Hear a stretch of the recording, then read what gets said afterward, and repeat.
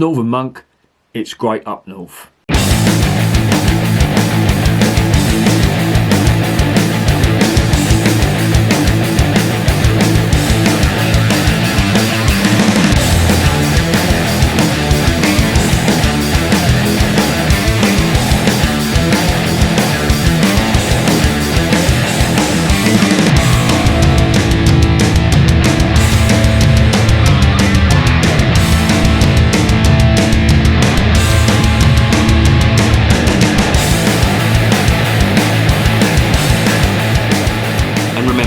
Life is too short to be drinking shitty beer.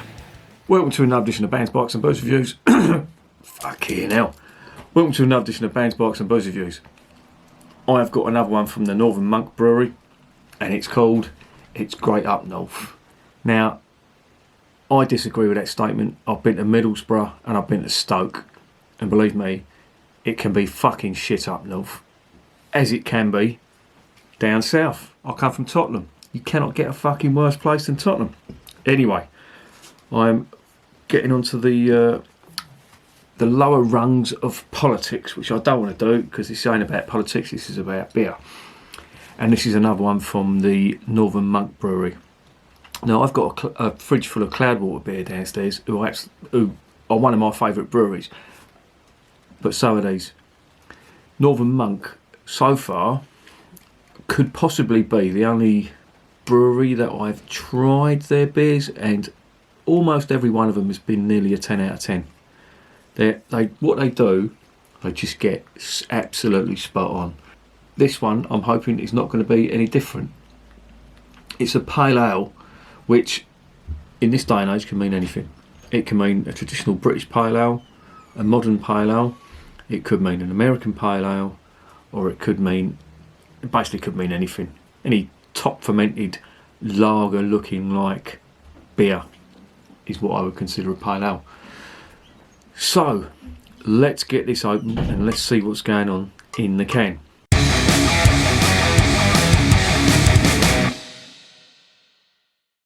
Before we get it open though, let's see what's the SP on this. Well, it's a 500, no it's not, it's a 440ml can. It is 4.5% in the volume. It's called It's Great Up North. You know my views on that. It is unpasteurised and unfiltered, which I think Northern Monk are one of the only ones, well, I'm not saying they're the only ones, but they're the biggest craft brewer who supply to the supermarkets who do that, unpasteurised and unfiltered. Because pasteurisation does kill a lot of the flavour, in my opinion anyway. It's a pale ale, and that's all they give us on that, and there isn't much else to go on. So without further ado, I'm just going to open this up and see what's going on in the can.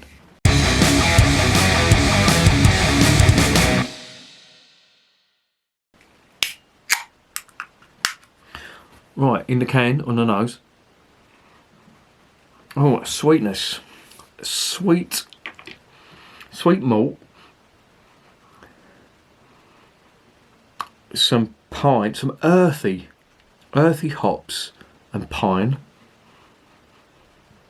and a very, very faint citrus on there, which I can't quite work out. Pineapple maybe, possibly even a bit of orange on there as well, but let's get in the glass, see if I can get any more out of it. Here it goes.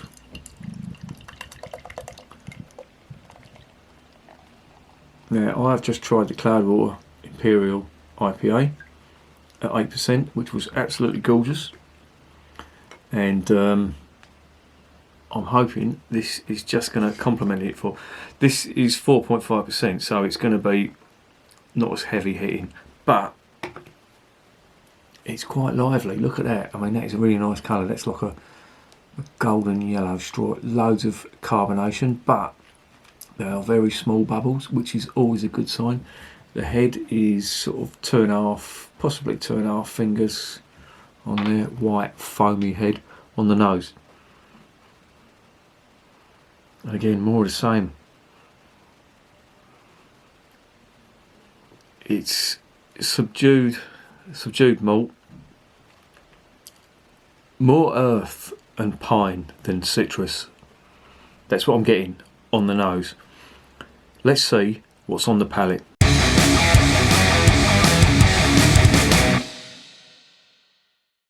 Cheers.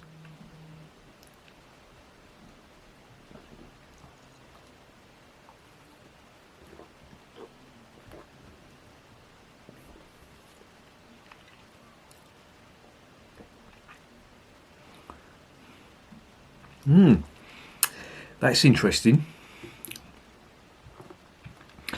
It's almost got a smoky flavour to it.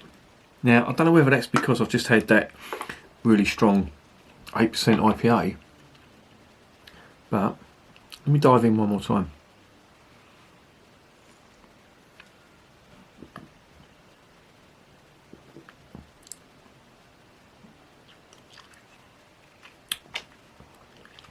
That's quite malt heavy, and it's got it's got a lovely aftertaste. If you can imagine orange and bread mixed together, that's what I'm getting.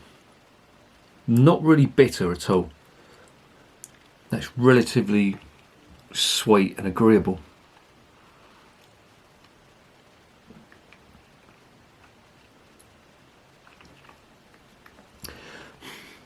I'd love to know what malt they're using on this, because it actually tastes like Munich malt. I couldn't find this beer on their website, which is a real shame, because I'd really like to know what their malts are, because it's absolutely great. I fucking love this. It's fantastic.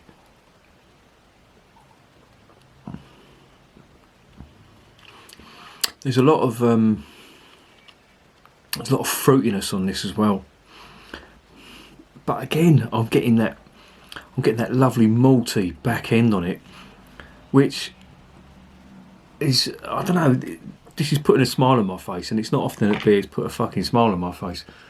But I'm trying to restrain myself, because this is so drinkable and so moorish.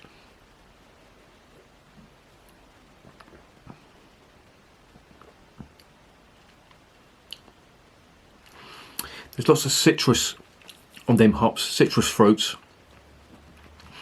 As I say, I couldn't get what hops they use, what malt they use in this, so I'm just going by, memory and what I know about beer. But it tastes absolutely amazing, and the drinkability on this is insane. It really is. I couldn't put a better adjective on it than just fucking insane, because I just want to neck the whole lot of this. It is absolutely gorgeous. The malts are reminding me of them great Munich malts, and it's the first time I've ever tried a beer outside of Germany, or outside a German brewer, who's got that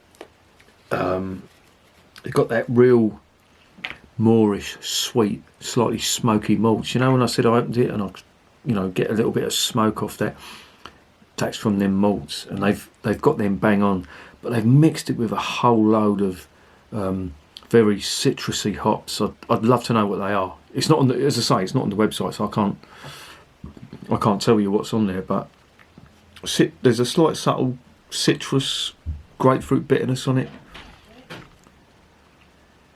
and I absolutely love this.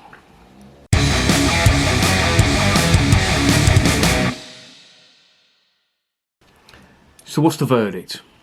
Well, this is insanely drinkable, and they've got the balance just right, because there's some lovely malts on the back end of this, which a lot of pale ales they miss out on. It's all about the citrus, but they've got the balance just spot on. There's some lovely, hoppy bitterness, and them nice fruity flavours, not too in your face, but just subtle fruit flavours.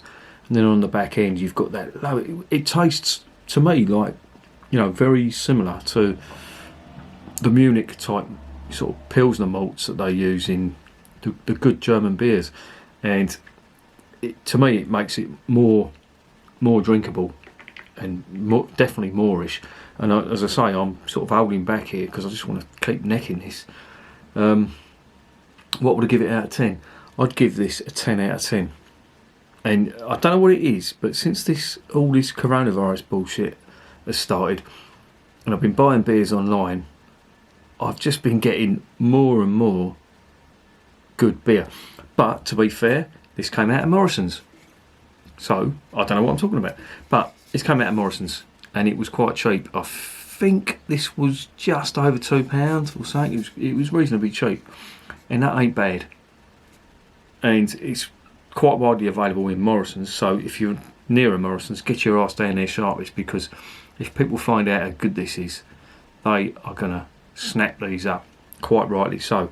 And Northern Monk are rapidly becoming one of my favourite breweries. They just get everything spot on, and it's like they will not let any shit out of the door, because I've not tasted a bad one yet from Northern Monk. There's never been one that, and there always is one, I could reel off some really good brewers and all that, but they've always got one bad apple. Northern Monk, so far, haven't put a foot wrong. More power to them.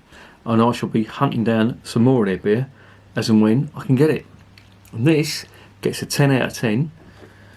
And they might say it's great up north, which I disagree with, but if they said there's great beer up north, I'll definitely agree with it.